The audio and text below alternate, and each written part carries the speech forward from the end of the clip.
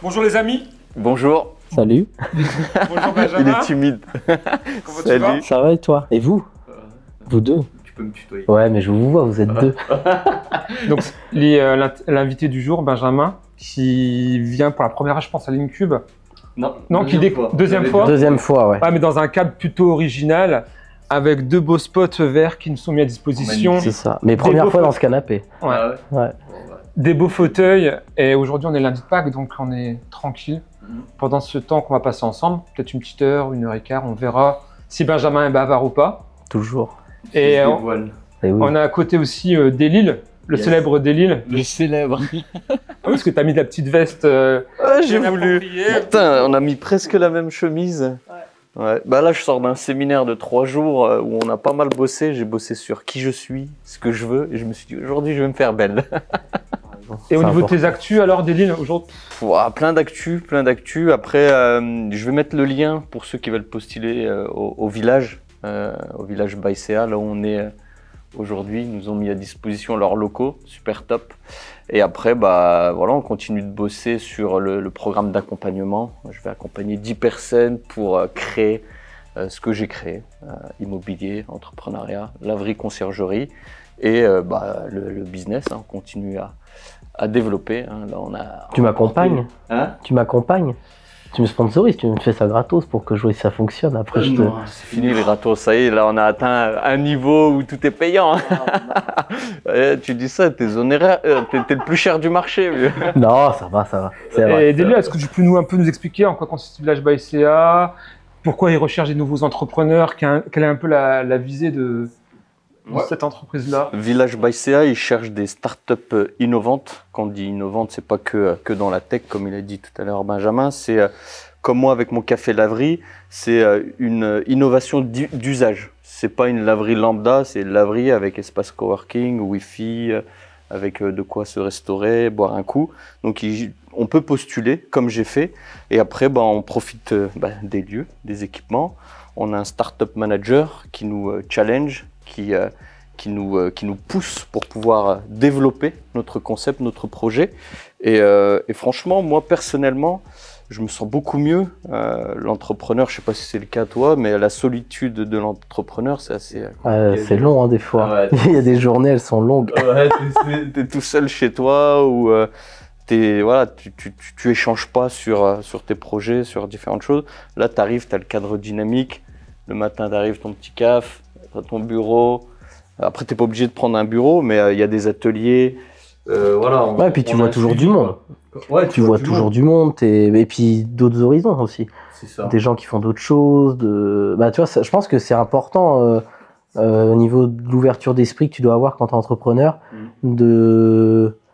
Parce que des fois, quand tu es trop focus dans ton truc, tu vois pas forcément que tu vas peut-être aller dans le mur. Et du coup, vu qu'il y a des gens qui sont externes à ton projet à toi, ils peuvent te dire...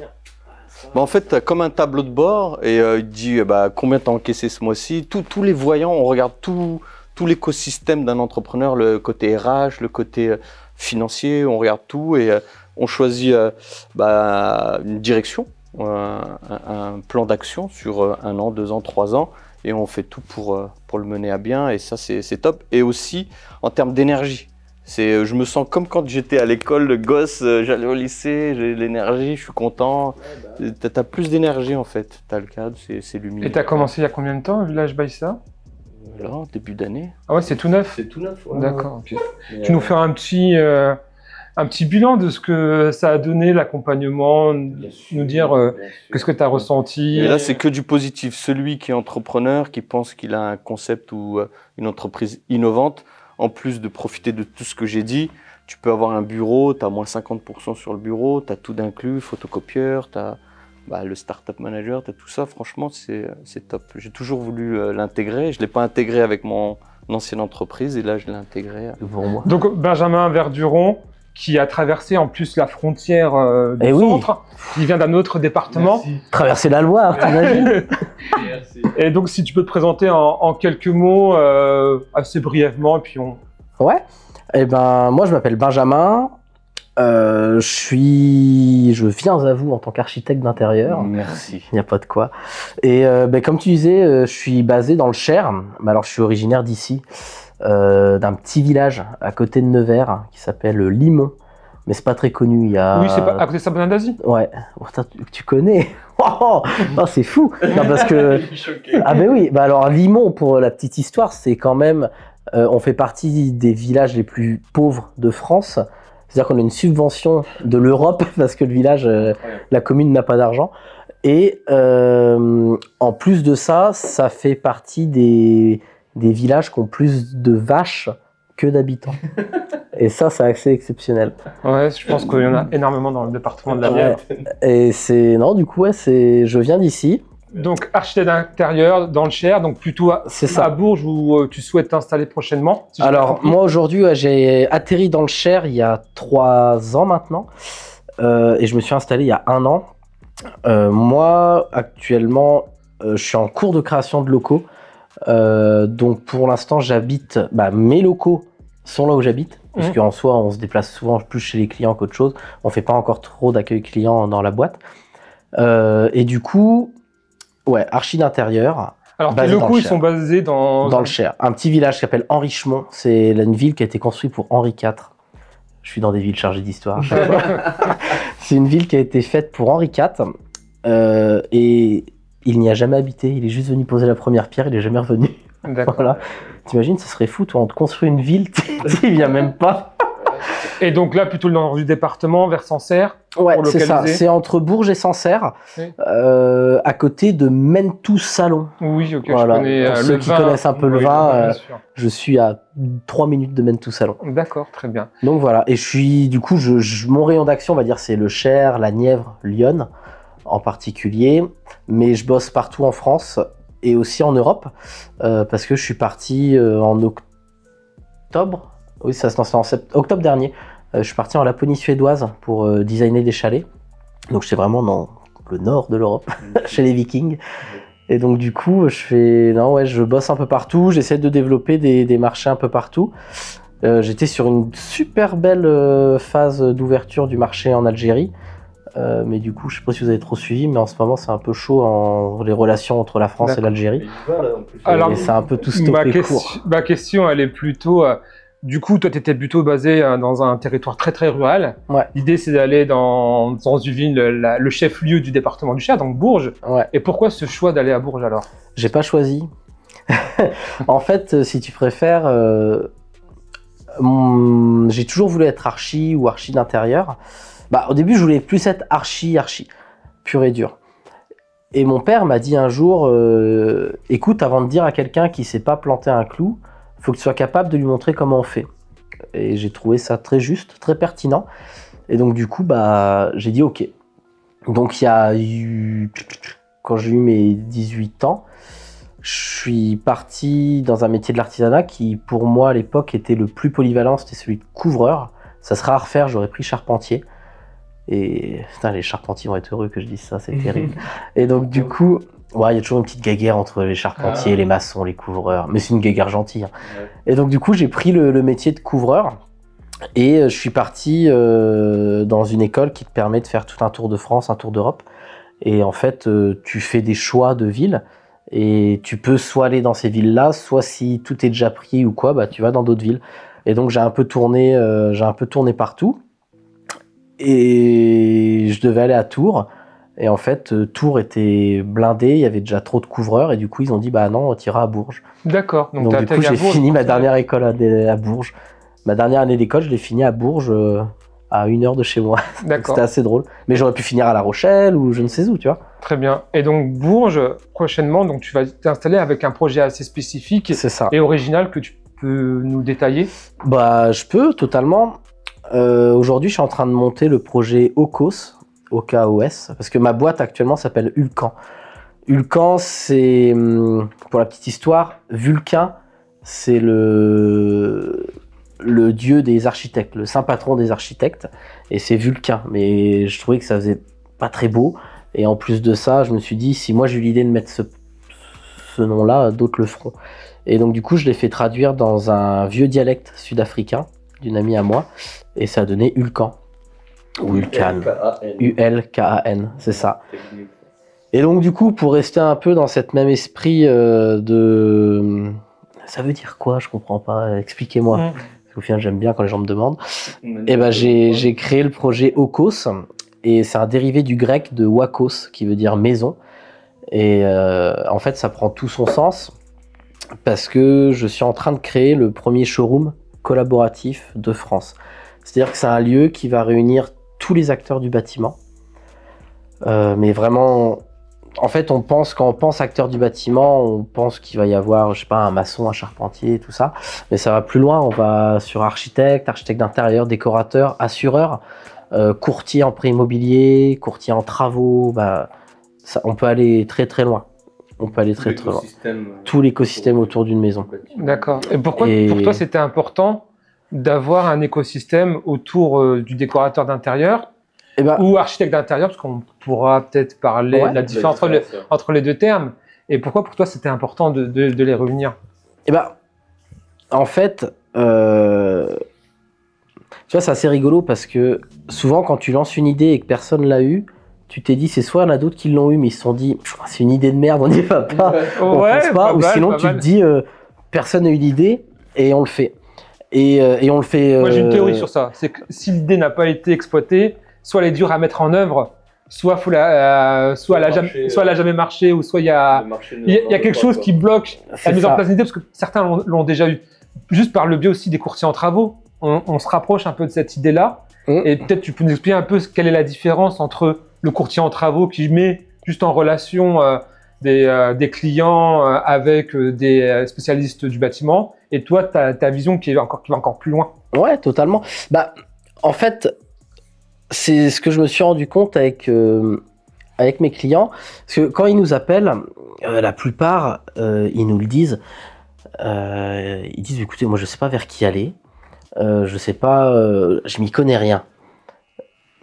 Mais il n'y a pas de problème, c'est normal, hein, je veux dire, on est là pour ça. Donc aujourd'hui, les gens m'appellent et ils nous disent, écoutez, j'y connais rien. Et en plus de ça, il y a eu cette grosse ère du numérique où les gens n'avaient pas peur d'acheter sur Internet, d'acheter tout ça et tout. Et le problème qu'il y a, c'est que les gens sont tellement fait avoir avec tous ces sites un peu frauduleux de dropshipping qui se sont faits, des petites arnaques qui se sont montées, tout ça, que les gens, ils ont besoin de revenir un peu à l'essentiel, au toucher, à voir ah bah tiens, ce coussin, ah oui, c'est vrai qu'en photo il était beau, mais en fait, là au toucher, j'aime pas, je suis pas fan, j'aime pas la texture, je veux un autre tissu. Et en fait, les gens, ils ont de plus en plus besoin de ça. Et tu vois, si tu veux aller sur quelque chose qui est assez... Par exemple, Steve Jobs, quand il a dit il faut qu'on ait des lieux physiques pour vendre nos produits, on rentrait dans le début de l'ère du numérique où tout le monde faisait des boutiques en ligne, du service après-vente en ligne, tout est en ligne. Aujourd'hui, désolé pour ceux qui ne sont pas pro Apple, mais c'est vrai qu'aujourd'hui, tu as un service client chez Apple où tu as un problème. Déjà, tu les appelles, ça répond tout le temps. Et même si tu les appelles pas, tu vas à l'Apple Store, on te répond. Tu vois les produits, tu touches les produits, tu fais tout ça. Tu vois, les gens ont besoin de ça. Et au final, quand tout le monde le critiquait, tous les gros, les Microsoft et tout ça, disaient mais ça ne sert à rien, qu'est-ce que tu fais? Au final, je pense qu'il a eu la bonne idée il y a quelques années de ça. Et donc, moi, c'est le constat que j'ai fait, c'est que je me suis dit, des courtiers en travaux, ok, on en a, mais tu arrives chez eux, c'est un bureau. Ok. Des archives d'intérieur, des décorateurs, t'en as. Mais à chaque fois, comment ils font? Regardez, on va aller chez mon fournisseur pour voir le parquet. Bon, tu vas chez le fournisseur, ok, c'est bien mignon, il te montre tous les échantillons de parquet, tout ça. Il a rarement du parquet qui est posé au sol et tout ça, tu vois. Et les gens ne peuvent plus, du coup, n'ont pas d'endroit pour voir. Et en fait, le but de ce projet-là, de Okos, de showroom, c'est qu'on regroupe la majorité des artisans dans un lieu. Et en fait, c'est le client qui vient, il a tout qui est dans le même lieu. Et en fait, c'est ça, il a tout. Et quand il ressort avec un projet clé en main. Et donc, c'est là où c'est bien, c'est que il arrive, il peut repartir avec des courtiers en travaux, avec tout, mais il repart avec ses devis, il voit les matériaux, il peut valider les matériaux, il dit ah oui, ça j'aime bien, ah putain, c'est vrai que j'aurais pas imaginé ça. Mais en fait, la texture, elle est folle, je la prends. Et donc, du coup, c'est là où ça nous différencie des autres. D'accord, et donc dans le showroom, en fait, tu auras une exposition du travail de tous les artisans. est-ce qu'il y aurait une présence de ces artisans-là ou est-ce que c'est uniquement ce qu'ils sont capables de faire et leurs contacts? Alors, comment tu vois les choses? Le lieu, c'est pour ça que ça s'appelle Ocos, c'est qu'il va être pensé comme une maison. C'est-à-dire que tu vois, tu prends un exemple, tu vas chez un vendeur de canapé. Comment tu veux réussir à te projeter le canapé dans ta pièce quand tu as 40 autres canapés autour, qui est dans un bâtiment de 500 mètres carrés avec un toit en tôle au-dessus et puis une moquette au sol qui a 20 ans. T'es là, tu te dis, il est beau ce canapé, mais avec le reste de la déco, tu veux dire? Ouais, est-ce que chez moi il irait, tu vois? Ouais. Et puis c'est trop complexe, tu vois. Qu'en fait, là, nous on fait une présélection de choses, on fait une vraie maison. Et en fait, les artisans n'ont pas besoin d'être là. Ils exposent leur travail et ils montrent vraiment le maximum de ce qu'ils peuvent faire. Parce que tu vois, aujourd'hui, par exemple, des menuisiers, il y en a plein. Et quasiment tous les menuisiers peuvent faire des super belles verrières, des verrières toutes déstructurées et tout ça. Mais le problème qu'on a, c'est qu'aujourd'hui, la plupart n'ont pas d'endroit où le montrer. Les clients, ils savent même pas qu'un menuisier fait ça. Parce que pour eux, un menuisier, il va faire des meubles en bois, des tables et puis une fenêtre et puis terminer bonsoir. Et donc, du coup, ils savent même pas tout ça. Donc, le menuisier, forcément, il va vendre moins de verrières, par exemple. Alors qu'aujourd'hui, les verrières, c'est une grande mode. Et qui gagne? Des grosses structures comme Leroy Merlin, Brico Dépôt et tout ça, qui eux vont te vendre une verrière de moins bonne qualité et des fois au même prix ou plus cher que ton menuisier. D'accord. Et donc, tu as un petit peu fait le tour d'horizon des professionnels que tu souhaites avoir dans ta future maison. C'est ça. Et tu peux nous en citer quelques-uns ou c'est pas encore acté? Alors aujourd'hui, il n'y a rien d'acté officiellement. Il n'y a pas de papier de signé.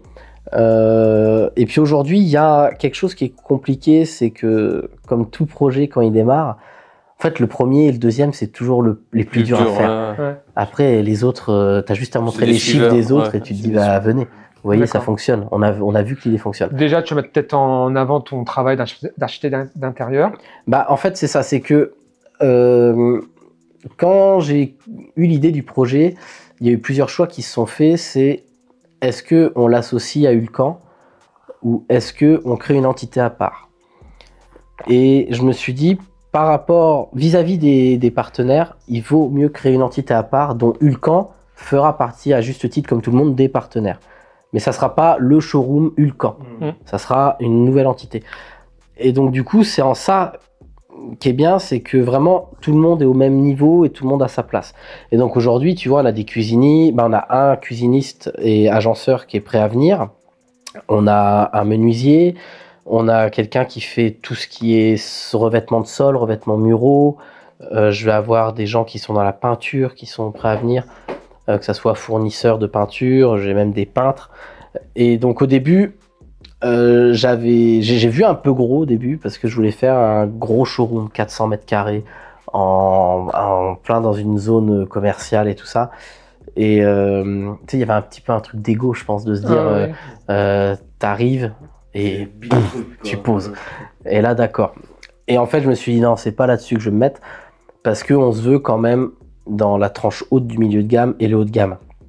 Et aujourd'hui, même si c'est un pari risqué, n'importe quelle boîte qui est dans le haut de gamme, ils sont dans des centres-villes, dans des cœurs de ville et tout ça. Donc il faut aller là. Et aujourd'hui, avant, j'avais pas trouvé de locaux. Là, j'en ai trouvé un que je vais voir demain pour être sûr que ça soit bien. Et donc aujourd'hui, on va être si tout se fait, on sera en plein centre-ville de Bourges, dans le cœur historique. Vieux bâtiment au colombage, très belle vitrine, vieille vitrine, tout ça. Et si j'ai bien compris aussi, parce qu'on avait parlé un petit peu ensemble avant de commencer le podcast, tu avais dit que tu avais quand même de l'expérience sur le référencement par rapport à ton entreprise Ulcan. Ouais.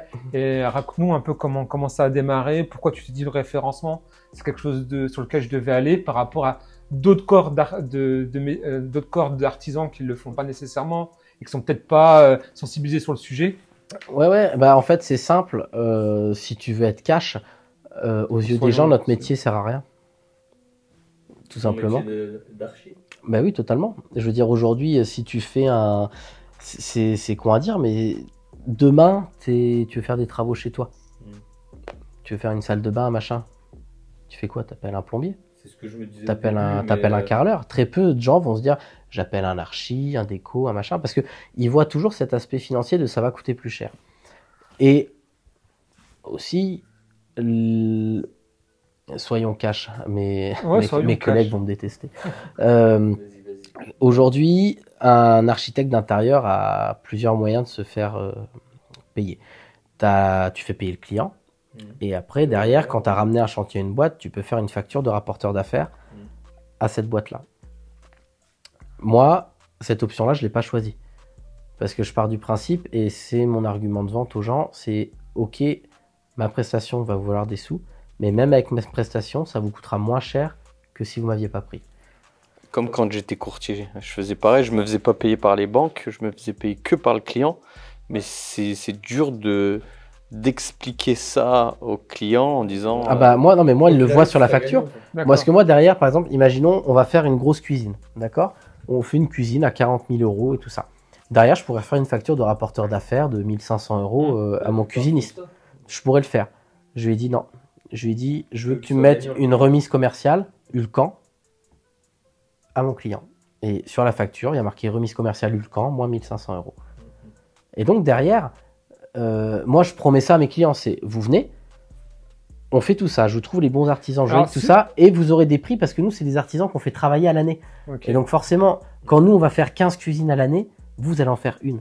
Donc forcément, nous il va nous faire des prix qu'à vous il vous fera pas, c'est du commerce pur et dur. Ouais, très bien. Donc ça c'est ta proposition commerciale. Ouais. Et comment tes clients, par quel biais ils te découvrent? Ah bah ça c'est ma question. Oui. Bah non, mais on en a...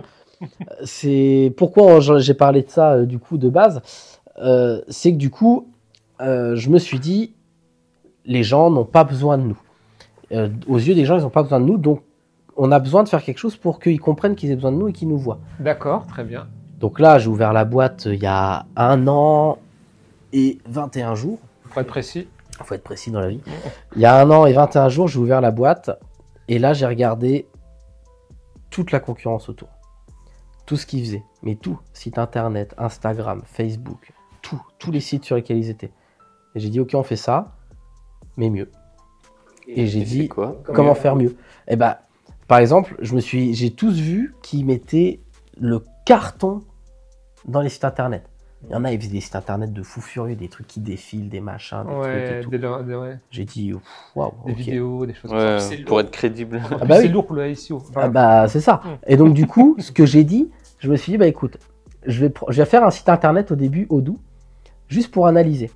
Donc j'ai fait un site internet Odoo, je l'ai commencé, j'ai mis dessus, j'ai fait un peu d'ads, machin et tout. Et j'ai regardé le temps de visionnage du site web par rapport au... le temps que les gens le second direct, quoi. Ouais. Et en fait, j'ai vu, c'est dérisoire. J'ai dit, mais quel intérêt, quoi. Tu t'es dit quel intérêt? Je me suis dit, ça sert à rien de faire un truc de fou. Je dis, les gens restent pas. Et puis parce qu'ils trouvent pas l'info, parce que il y en a, ils font des sites, ils sont magnifiques, mais tu mets 8 ans à trouver l'info. Et donc du coup, j'ai dit, ok, maintenant on a fait ça. En juillet, j'ai fait créer mon site internet par une boîte qui est spécialisée dans les sites internet, je leur ai dit, je veux pas un site vitrine.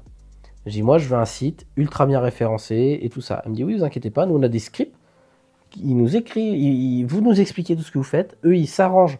Alors des fois il y a des mots qui sont répétitifs, mais c'est juste pour que Google, les robots Google et tout ça les voient mieux.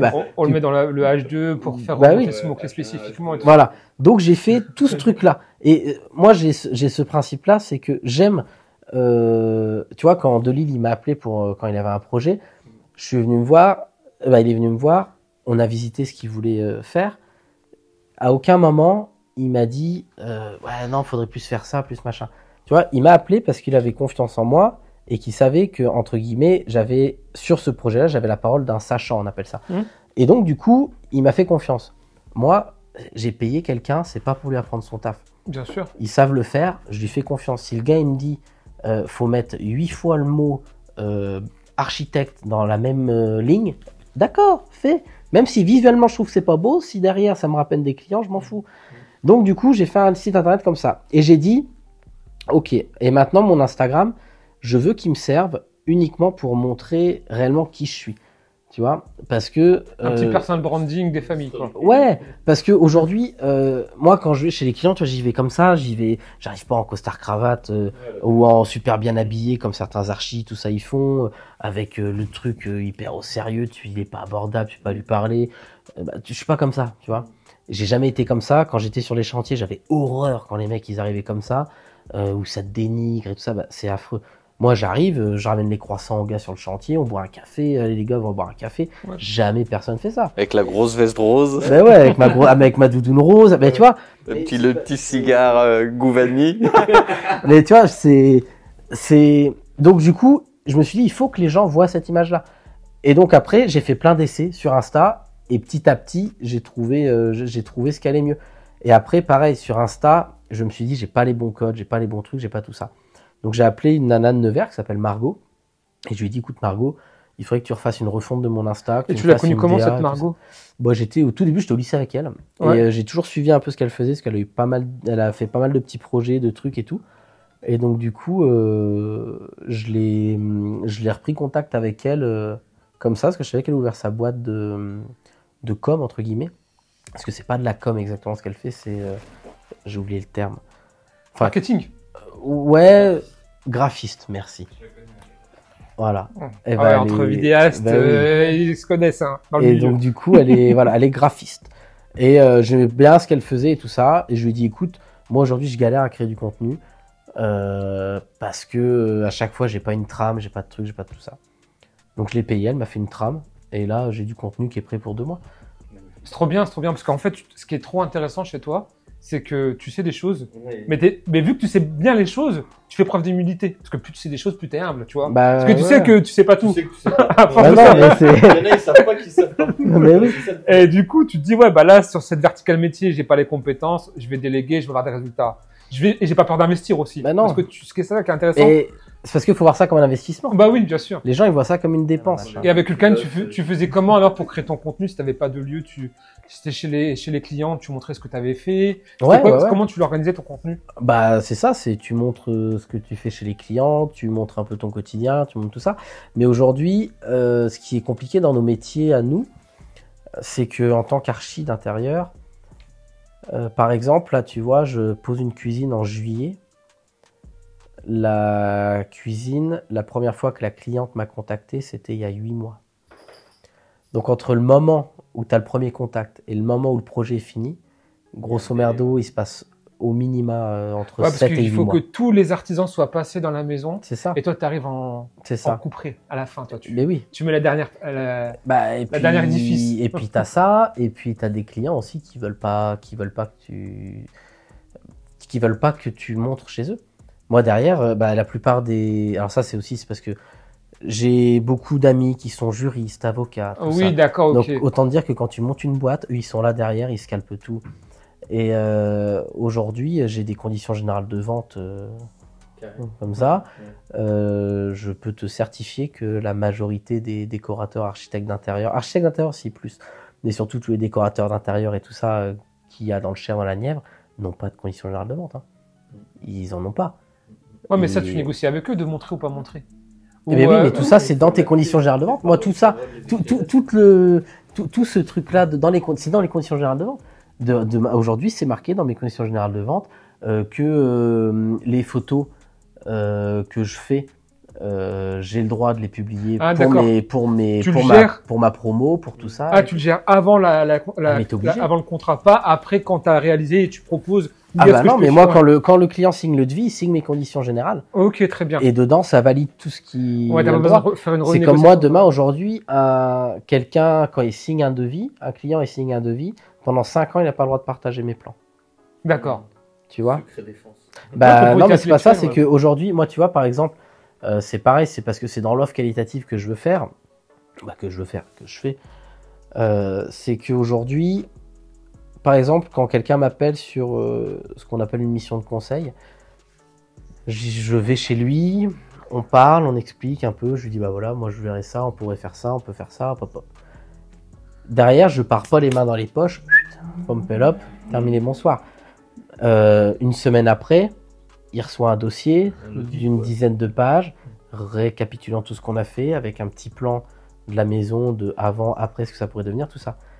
Mais après, lui, rien n'empêche de prendre ce plan, d'aller le donner à quelqu'un, d'aller voir un concurrent, de dire, regardez, ça, il m'a fait ça, vous n'y avez pas pensé, j'aime bien ça, je veux ça. Il parle du avant-après, je pense que c'est le moment de faire notre petit jeu. Alors, on va mesurer tes connaissances, tes compétences en tant que décorateur, architecte d'intérieur. Ce qu'on va te proposer, on va te montrer quelques photos et tu vas nous dire pourquoi tu choisis cette photo-là. Ouais. et celle que tu choisis et pourquoi tu l'as choisie. Si tu veux. Allez, c'est parti. Et après, on va voir un de ses projets, le avant-après, et il va nous expliquer, il va nous parler de ce projet. Très bien. Tu préfères un mur en pierre apparente ou une peinture vert olive? Tu préfères lequel? Tout fait par rire. C'est ça. Il y a des fautes d'orthographe, mais non, c'est qu'on le voit. Je le vois tout de suite quand c'est lire. Non. Alors moi aujourd'hui, moi je préfère la pierre. J'aime beaucoup la pierre. Je suis, mais vraiment en vraie pierre naturelle, pierre apparente. Comme ça, du parement, ouais. C'est plus pierre que peinture, plutôt. Alors en fait, pour la peinture, moi j'aime bien tout ce qui est peinture structurée. Et moi j'aime beaucoup les papiers peints.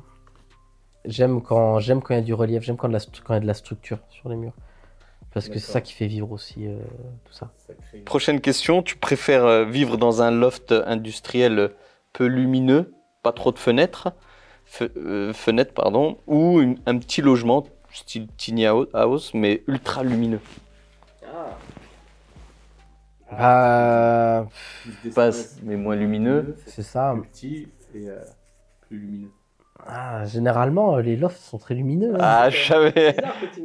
Ouais, mais c'est un loft entre deux habitations ou un peu caché, pas trop lumineux. Alors, aujourd'hui, si tu veux parler pur et dur, la lumière. Ouais. Aujourd'hui, il faut savoir, c'est que la lumière rentre en compte maintenant quand tu fais tout ce qui est entre guillemets audit énergétique et tout ça, la lumière rentre en compte. Parce que il faut savoir, c'est que la lumière, déjà d'une, t'apporte de la lumière. Et elle chauffe. Et d'ailleurs, je vais faire bientôt une template là. Peut-être qu'elle sera demain ou après-demain sur la lumière. Ouais. La lumière sert aussi à te chauffer. Et la lumière est très importante dans un bâtiment. Et aujourd'hui, par exemple, quand tu as une fenêtre, on calcule tout ça, les SW, tout ça, c'est des calculs de combien d'en rentre ta lumière, tes expositions dans ta maison. Surtout dans la construction neuve, on regarde le lever du soleil. L'idéal, c'est une lumière tournante. Et de comment tu exposes tes pièces et tout ça. Et non, aujourd'hui, même si j'adore les grands espaces, je préfère être dans quelque chose de lumineux. Ouais. Okay. Tu préfères un intérieur 100% minimaliste ou 100% maximaliste façon brocante colorée? Maximaliste qui dit. C'est plein de... Non, mais ouais, mais il faut que ça vive une maison. Regarde comme c'est beau là, même si c'est lié à café. Ouais. Mais non, tu vois, là c'est beau, t'as du papier peint motif, t'imagines. Rien qu'en fait, c'est con à dire, mais quand tu vois cette pièce-là, tu peux imaginer la maison et ses alentours. Là, je pense savoir ce que tu vas préférer. Plus béton ciré ou parquet ancien qui grince? Ah, mais c'est pareil, ça dépend de plein de choses. Mais non, aujourd'hui, ouais, moi je suis très très parquet. Ouais, j'aime le parquet. Mais le béton ciré, par exemple, je le préfère plus en mur. Tu vois, parce que béton ciré, c'est ultra structuré. Et en mur, c'est pareil. Dans les salles d'eau ou plus dans les pièces de vie? Tu peux en foutre partout. Ouais. Tu peux en mettre partout. On a tendance à dire on le met dans les salles d'eau, mais tu peux en mettre partout. Mais aujourd'hui, du béton ciré, même des équivalents béton ciré que tu fais que tu colores et tout ça, t'as des murs qui ressortent, mais ça te fait des textures, c'est magnifique. Des fois, il faut savoir accepter les défauts. Tu vois, on est rentré dans un monde où on aime tout est parfait. Ouais. Mais le parfait, des fois, est pas harmonieux. Et souvent, la maison, c'est le reflet de ton âme à toi, tu vois. Tu peux pas faire une maison qui est à l'inverse de ce que... Ben oui. Moi, le premier truc que je fais quand les clients ils m'appellent, je leur demande, pendant une heure, quasiment une heure et demie, je leur dis expliquez-moi comment vous vivez. Racontez-moi votre vie. Décrivez-moi une semaine. Donc, si par exemple, tu as un banquier hyper sophistiqué, tu vas lui faire une maison bien design. Mais non, parce qu'il peut être hyper sophistiqué au travail, mais à la maison, totalement différent. Ouais, ok. Tu vois, tu leur demandes par rapport à leur intérieur, par rapport à leur maison, comment ils vivent dans leur maison. Bah ouais, j'ai besoin de savoir, eux, comment ils vivent. Tu vois, quand il y a des gens, ils cuisinent pas. Il y a des gens, ils cuisinent jamais. Ils vont tout le temps au resto. Tu vois, des cadres et tout ça. Il y a des gens, ils ne sont jamais dans leur cuisine. À quoi ça sert de leur faire péter une cuisine à 60 000 €? C'est vrai. Et puis un truc ultra design, tu bouffes 25 mètres carrés pour rien. Bah, je pense que je sais ce que tu vas répondre. Tu préfères une maison ultra moderne en banlieue ou un vieil appartement haussmannien au cœur de ville? Non, mais enfin, j'aime. Ah oui, mais tu veux un extérieur, peut-être que... Je suis pas fan de la ville. Là, tu m'aurais proposé ça, à la rigueur, en plein milieu d'un champ, même si ça ne va pas du tout avec l'ensemble. Ben non, mais j'adore le... Non, mais un appart haussmannien, c'est fou. Moi, ma tante, vivais dans un appart haussmannien à l'époque, c'était fabuleux. J'adore. Après, moi, je suis quelqu'un de la campagne. La ville, je suis pas que je suis pas un grand fan, mais je me vois pas y vivre à l'année, tu vois. Bon, on en a fini avec le jeu Tu préfères. Et là, on va parler d'un projet que tu as réalisé. C'est une cave. On va montrer le avant-après. Tu vas voir et dire ce projet-là. C'est ça. Si tu peux nous en parler, parce que c'était vraiment de A à Z. Ouais. Et si tu peux nous raconter l'histoire de ce projet. Eh ben, en gros, c'est une cave qui a pour but d'accueillir des... Ça se veut un peu comme une sorte de résidence artistique. D'accord. Mais aujourd'hui, c'est des masseurs qui sont dedans. Avant, j'avais des tatoueurs. Dans une cave. Maintenant, c'est des masseurs, ouais. Ok. Ouais. C'est juste à côté de Bourges. Et du coup, en fait, cette cave-là, c'est assez particulier parce que il y a les anciennes canalisations de la ville qui passent en dessous et qu'on pété et qui sont impossibles à réparer et qui fait qu'aujourd'hui, il y a un petit ruisseau qui passe dans la cave. Et là, la photo que tu as montrée, normalement, alors ça se voit pas trop, mais je sais pas laquelle que c'est que tu as mis, mais normalement, on le voit, il y a 20 cm d'eau dans la cave. C'était assez complexe comme projet et on avait peu de budget pour le faire. Les clients avaient peu de budget. Donc du coup, on est parti sur une rénovation pure et dure. Avant, c'était tout en tomate. On a tout redécaissé pour poser un parquet qui est posé un peu comme une terrasse. Donc il est posé sur plot. Ouais. Avec il y a de la chaux qui est en dessous, il y a une sorte de gros pare-vapeur pour éviter que l'humidité remonte au maximum. Et donc en fait après on a tout géré en sorte que le plus dur c'était l'hygrométrie dans cette cave. Ça me fait penser à un rez-de-chaussée que j'ai et t'as les plaintes qui commencent à pourrir. Et tu vois c'est comment tu gères ça. Et aujourd'hui il y a un matériau naturel qui existe depuis des siècles qui s'appelle le plâtre, que les gens n'utilisent plus trop, mais qui est un régulateur d'hygrométrie qui est génial. Et donc du coup on a fait tous les murs du bas en pierre apparente et après on a revoûté, on a rendu l'entièreté des voûtes en plâtre. T'as à peu près 3 cm de plâtre. Et pareil, on n'a pas cherché à faire un truc parfait, on voulait du défaut, on voulait un peu de courbe, tout ça. Ce plâtre a été reponcé et puis terminé, bonsoir quoi. Et après on a tout replanché en bois. Donc on est sur du plancher sapin, assez épais, traité pour l'humidité et tout ça. Alors ce qu'il faut savoir, c'est que c'est pas la cave la plus bio et écolo du monde, plutôt disons écolo, parce que c'est une cave qui est chauffée à l'année. C'est-à-dire que tu as un gros système de VMC pour gérer toute l'hygrométrie, et en plus de ça, tu es obligé de chauffer, parce que même l'été, si tu arrêtes de chauffer, il y a trop d'humidité qui ressort. Si c'est un ruisseau, ça m'étonne pas. C'est ça. Et en fait, on a tendance à croire que l'humidité arrive que l'hiver. Mais en fait, l'été, quand les sols sèchent et tout ça, la chaleur vient repousser l'humidité dans ces caves-là. Et en fait, souvent, l'été, tu as de l'humidité qui ressort des caves. Et donc, elle est obligée d'être chauffée à l'année pour avoir une constance hygrométrique. Et donc, c'est un salon de massage, si j'ai bien compris. Là, actuellement, c'est un salon de massage. En fait, les gens peuvent... donc là, ouais, ils louent la cave. Et donc avant, il y avait un tatoueur. Et puis maintenant, il y a des masseurs. Et le système de plot, c'est comme les terrasses. Et ça, tu peux l'utiliser même pour des appartes. Tu peux, ouais. Alors après, c'est pas ce qu'il y a de mieux à faire. Parce que aujourd'hui, pour des appartes, on pose pas sur plot. On pose, c'est le même principe, c'est sur des lambournes, mais pas sur plot. Mais grosso modo, c'est le même principe. Mais on peut le faire. Alors après, ça bouge quand même. Ça bouge comme une terrasse. Mais là, pour une cave, il y avait moins de 7000 € de budget de mémoire. Ah bah non, c'est pas énorme. Quand on voit d'où ça revient et tout ça. Puis il y avait pas mal de contraintes parce qu'il y a tout le réseau électrique de la maison qui passe dans cette cave. Donc il fallait trouver un moyen pas cher et à peu près esthétique de faire un caisson pour cacher tous les câbles. Et pour traiter l'humidité des murs, tu utilises le polysiloxane, je crois que c'est ça. Non, tout au plâtre, tout au naturel. Moi, dans la boîte, on prône vraiment ça.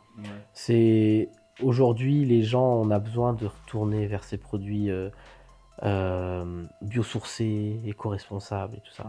La chaux, le plat. Mais parce que faut arrêter, tu vois, genre, je fais beaucoup de formations et la dernière fois, À côté de mes petits jeunes, il y avait des maçons qui se formaient à l'isolation par l'extérieur.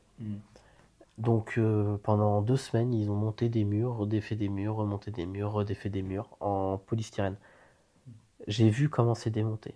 C'est un carnage écologique. Mais je te jure, ça va qu'on était dans un atelier fermé, qui pouvait balayer et tout.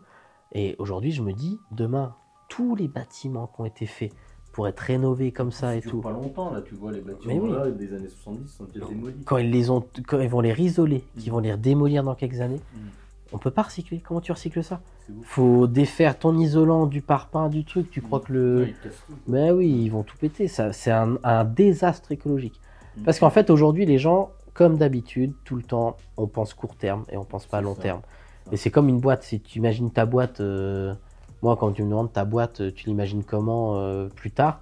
Plus tard, c'est pas dans 1 an, c'est pas dans 2 ans. Plus tard, c'est dans 15, 20 ans. Là, d'accord. Là, tu te projettes. Et aujourd'hui, la majorité des rénovations, on se projette sur quoi, 10 ans. Les agences de com, il y a des années, ont très bien fait leur travail parce qu'elles ont dit aux décorateurs d'intérieur, vendez-vous comme architecte d'intérieur. Ah, d'accord. Ce qui fait qu'aujourd'hui, même vous deux réunis, au début, vous saviez pas ce que c'était un architecte d'intérieur. Et même là, tu as vu, plusieurs fois, tu dis décorateur d'intérieur parce qu'on est assimilé à des décorateurs d'intérieur. Mais ça, c'est bien joué, c'est des agences de com d'il y a des années qu'on... Moi, je l'ai compris quand j'ai regardé les formations qu'il y a. T'as décorateur d'intérieur, ça va être des formations de quelques semaines. Et architecte d'intérieur, c'est des années. 3 à 5 ans. Ouais, voilà, c'est des années. Et après, t'as maître d'œuvre, c'est un peu kiff-kiff avec architecte. En fait, aujourd'hui... Toi, tu as suivi personnellement des formations d'architecte d'intérieur? Alors moi, c'est vu que j'ai un parcours qui est très atypique, la formation que j'ai me permet, aux yeux de l'État, de pouvoir être architecte d'intérieur. Parce que tu viens du bâtiment, parce que tu as une formation du bâtiment. Et c'est parce que moi j'ai repassé après un DUST, un diplôme d'études universitaires scientifiques et techniques en éco-construction, spécialité suivi de chantier. D'accord. Donc éco-construction, c'est tout ce qui tourne autour de l'économie et de l'écologie au sein de la construction. D'accord. Et donc du coup, suivi de chantier comme son nom l'indique. Et dans cette 2e année-là de DUST, tu fais ce qu'on appelle un CP, une certification professionnelle, en finition aménagement d'intérieur. Ce qui fait que ça te valide. Aux yeux de l'État, tu peux être considéré comme architecte d'intérieur. Et c'est ce qu'on parlait tout à l'heure, aux yeux des assurances, c'est ce que j'allais dire, ouais. T'es pas considéré comme architecte d'intérieur. Parce que sur le diplôme, il n'y a pas marqué architecte. D'accord, très bien. On va clôturer sur ça. Ouais, c'est bien, Benjamin. Merci pour cet échange. Il n'y a pas de quoi. Merci à vous. Très, très profond. Je sais pas s'il y a des choses sur lesquelles non, c'est pas. Déjà, on va mettre son lien dans le descriptif, normal. Tu allez lui donneras. vous abonner. Abonner, liker, son Insta, ton site, on mettra tout. Avec plaisir. Tout dans le descriptif. Très profond, j'ai bien magnifique, aimé, naturel, authentique. Tu t'es beaucoup livré vers la fin. Bah oui. J'ai pas eu les bonnes questions. On va couper le début. Non, mais le début est très, très intéressant, mais puis après, on va sur le professionnel, puis après, bien sûr, c'est intéressant d'avoir la personnalité qu'il y a derrière, c'est quoi ta vision. Mais faut pas oublier que t'as 25 ans et t'as fait quand même t'as une approche introspective de toi-même qui est intéressante, parce qu'il y en a peut-être qui l'auront plus tard, et même si tu l'as plus tard, faut pas s'en vouloir, chacun a son parcours de vie et le mène avec les informations qu'il a aujourd'hui. Hein. Surtout quand tu vis des événements assez douloureux, et c'est là que tu te remets en question. Je sais pas toi, mais ces périodes-là, tu t'isoles un petit peu. Ouais. Tu réfléchis et tu te dis comment j'en suis arrivé là et comment ne plus vivre ça. Et après, là, tu dis plus jamais. Merci Benjamin pour ton témoignage. C'était vraiment... Tape dans la main. Merci. Merci Léline pour t'avoir remercié pour le petit jeu. Il était sympa. Ouais, j'ai dit comment apporter un peu de fun. Et comme d'habitude, moi aussi, mon lien pour prendre un rendez-vous d'audit offert, pas gratuit, offert. Si vous voulez entreprendre, investir, l'immobilier, la laverie, la conciergerie. Et dire, lui, aucun lien, c'est totalement bénévole. Totalement désintéressé. Ouais. En tout cas, merci. Merci. Ciao les amis.